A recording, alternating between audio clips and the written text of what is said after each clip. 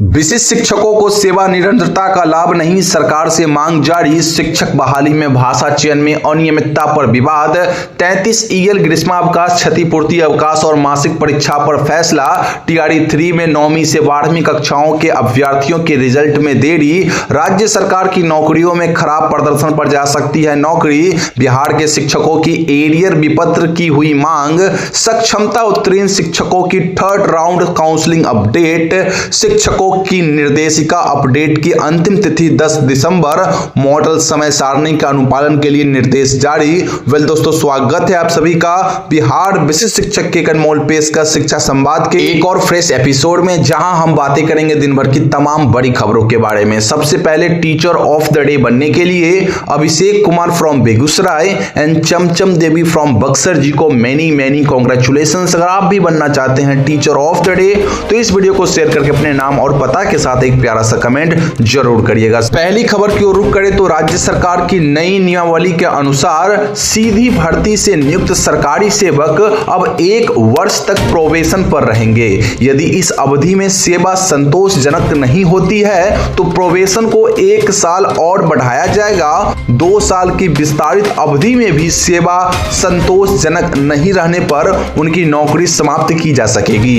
यह नियम न्यायिक सेवा के अधिकारियों पर लागू नहीं होगा, बाकी राज्य के अन्य सभी भर्तियों पर यह पूर्ण रूप से लागू होगा, जिसमें टीआरई 1, 2 और 3 के शिक्षक भी शामिल होंगे। साथियों, अगली खबर की ओर रुख करते हैं तो बिहार विधान परिषद में शून्यकाल के दौरान विशिष्ट शिक्षक और विद्यालय अध्यापकों को उनकी पूर्व सेवाओं का निरंतरता लाभ नहीं मिलने पर सवाल उठाया गया।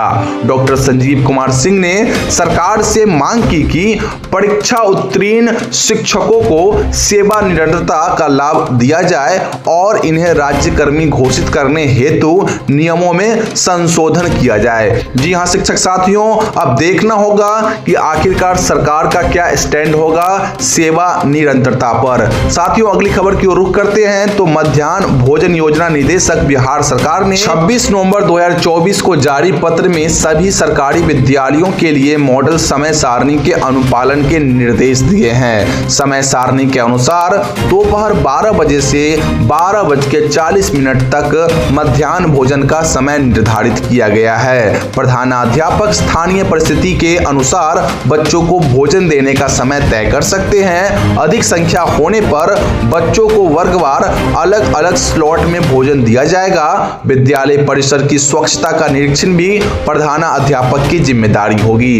वहीं साथियों, सक्षमता परीक्षा में उर्दू भाषा चुनने वाले शिक्षकों का नियुक्ति विषय सामान्य विषय से बदलकर उर्दू कर दिया गया है, जबकि बीएसईबी के नोटिफिकेशन में स्पष्ट रूप में हिंदी, उर्दू या बांग्ला में से किसी एक भाषा में परीक्षा देने को विकल्प दिया गया था। सभी भाषाओं का कोड 301 होने के बावजूद यह बदलाव सवालों के घेरे में है। इस स्थिति को सुधारने के लिए संबंधित शिक्षा विभाग से मार्गदर्शन और आवश्यक सुधार की मांग की जा रही है। अब देखना होगा कि साथियों शिक्षा विभाग इस पर क्या निर्णय लेती है। वहीं जिला शिक्षा पदाधिकारी भोजपुर ने सभी प्रखंड शिक्षा पदाधिकारियों और अवर विद्यालय निरीक्षक आरा को निर्देश दिया है कि कोषागार से वेतन प्राप्त करने वाले नियोजित शिक्षकों का बकाया वेतन जैसे मातृत्व अवकाश, चिकित्सा अवकाश, 15% वेतन वृद्धि का अंतर, वेतन विसंगति और आवास भत्ता का विपत्र प्रमाण पत्र के साथ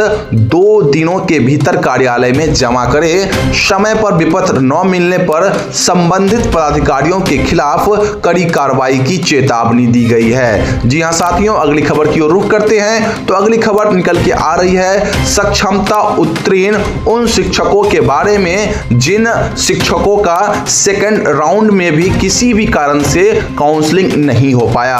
उन्हें 29 नवंबर 2024 तक स्थापना कार्यालय को अनिवार्य रूप से सूचित करना होगा। सूचित करने के बाद उन्हें काउंसलिंग के लिए नई तिथि निर्धारित की जाएगी। आप आज से कल तक अपने डीआरसीसी ऑफिस में जाके इसे जमा कर सकते हैं अपने आवेदन को। साथियों, अगली खबर की ओर बढ़े उससे पहले चैनल पर फर्स्ट टाइम जुड़े होंगे तो चैनल को सब्सक्राइब जरूर कर दीजिएगा। साथियों, बिहार बोर्ड ने 2025 की 10वीं और 12वीं की उत्तर पुस्तिकाओं के मूल्यांकन के लिए शिक्षकों शिक्षकों की निर्देशिका अपडेट करने की अंतिम तिथि 10 दिसंबर तक बढ़ा दी है। सभी +2 और माध्यमिक विद्यालयों के प्रधानाध्यापकों को निर्देश दिया गया है कि वे बिहार बोर्ड online.com पर कार्यरत शिक्षकों की विवरणी अनिवार्य रूप से अपडेट करें। जिन विद्यालयों की मान्यता रद्द या निलंबित है उन्हें निर्देशिका अपडेट नहीं करनी है। समय पर विवरणी न देने पर कार्रवाई की चेतावनी दी गई है। जी हां शिक्षक साथियों, अब हम बढ़ते हैं अगली रिपोर्ट की ओर। तो अगली खबर निकल के आ रही है, माननीय शिक्षा मंत्री सुनील कुमार ने कहा कि दिसंबर 2024 में शिक्षकों के 33 EL यानी अर्जित अवकाश, ग्रीष्मावकाश, क्षतिपूर्ति अवकाश और बच्चों की मासिक परीक्षा के दबाव को लेकर महत्वपूर्ण फैसले लिए जाएंगे।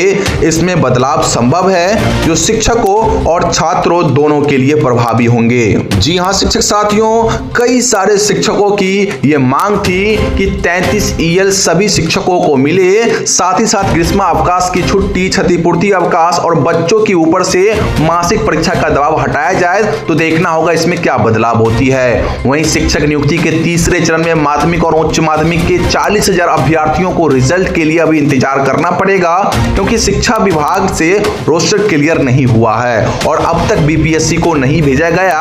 विषयों की संख्या अधिक होने से प्रक्रिया में देरी हो रही है। प्राथमिक और मध्य विद्यालयों के रिजल्ट जारी होने के बाद माध्यमिक और उच्च माध्यमिक के अभ्यर्थी जल्द रिजल्ट की मांग कर रही हैं। BPSC के सचिव ने कहा कि रोस्टर क्लियर होने के बाद 1 सप्ताह के अंदर रिजल्ट जारी कर दिया जाएगा। अब साथियों अगली खबर की ओर बढ़ते हैं। तो अगली खबर निकल के आ रही है, केंद्रीय शिक्षा मंत्रालय ने 1 दिसंबर 2024 से PM पोषण योजना के तहत बाल बाटिका, प्राथमिक और उच्च प्राथमिक कक्षाओं के लिए सामग्री लागत में वृद्धि का निर्णय लिया है। अब बाल बाटिका और प्राथमिक कक्षाओं के लिए प्रति बच्चे की सामग्री लागत 6.19 रुपए, जबकि उच्च प्राथमिक कक्षाओं के लिए 9.29 रुपए होगी। इसके साथ ही केंद्र और राज्य सरकारों के बीच सामग्री लागत का वितरण विभिन्न हिस्सों के लिए निर्धारित प्रतिशत के अनुसार होगा। जी हां साथियों, इसको आप ध्यान रखिएगा। तो दोस्तों ये थी दिन भर की सभी बड़ी खबरें जो कि मैंने आपको प्रोवाइड कर दी। अन्य सभी खबरों के लिए बिहार विशिष्ट शिक्षक के ऑफिशियल व्हाट्सएप चैनल से अभी जुड़ना मत भूलिए। लिंक मैं वीडियो के डिस्क्रिप्शन बॉक्स में डाल दूंगा। आपसे पहले कई हजार शिक्षक वहां पे जुड़ के सभी खबरों को पहले पा ले रहे हैं, आप सिर्फ पीछे रह जाना। तो जल्दी जाइए और लिंक से हमारे व्हाट्सएप चैनल को ज्वाइन कर लीजिए। बाकी प्रतिदिन सुबह दिन भर की सभी बड़ी खबरों के साथ मैं इसी चैनल पर शिक्षा संवाद नामक एक वीडियो बनाता हूं, जिसमें आपको दिन भर की सभी खबरें प्रोवाइड कर देता हूं। तो अभी कभी इस चैनल को सब्सक्राइब करके बेल आइकन प्रेस कर लीजिए। साथ ही साथ मोटिवेशन के लिए वीडियो को लाइक करके और अपने शिक्षक संबंधित सभी ग्रुप्स में और अपने शिक्षक साथियों के पास इस वीडियो को जरूर पहुंचाइए, ठीक है ना, शेयर करके। बाकी मिलते हैं अगली वीडियो में। जय हिंद।